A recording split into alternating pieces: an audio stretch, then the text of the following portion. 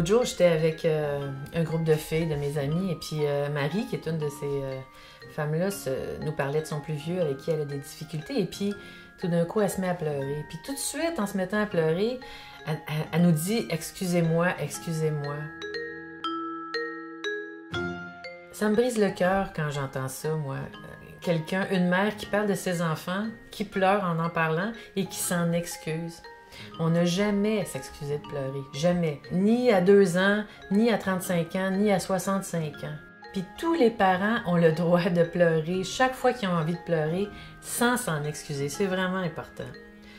Parce que pleurer, c'est vraiment le moyen le plus efficace de faire connaître son besoin. Et la nature nous a donné ça, que quand on n'a plus de mots, quand on n'est plus capable, ben on se met à pleurer. Puis c'est vrai pour les enfants aussi.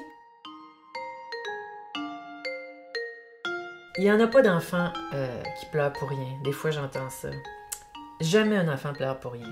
Peut-être qu'il n'est pas capable de dire pourquoi il pleure. Peut-être qu'il n'est pas capable de nommer ce qui le met dans cet état-là. Ça se peut, ça, quand on lui pose la question, puis il n'est pas capable de répondre. Ça ne veut pas dire qu'il pleure pour rien. Ça veut dire que c'est trop gros pour lui. Il n'y a pas les mots, tout simplement.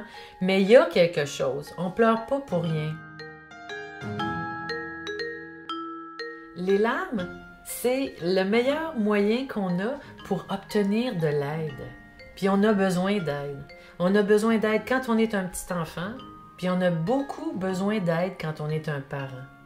Fait que pleurons, pleurons, pleurons chaque fois qu'on veut pleurer. OK?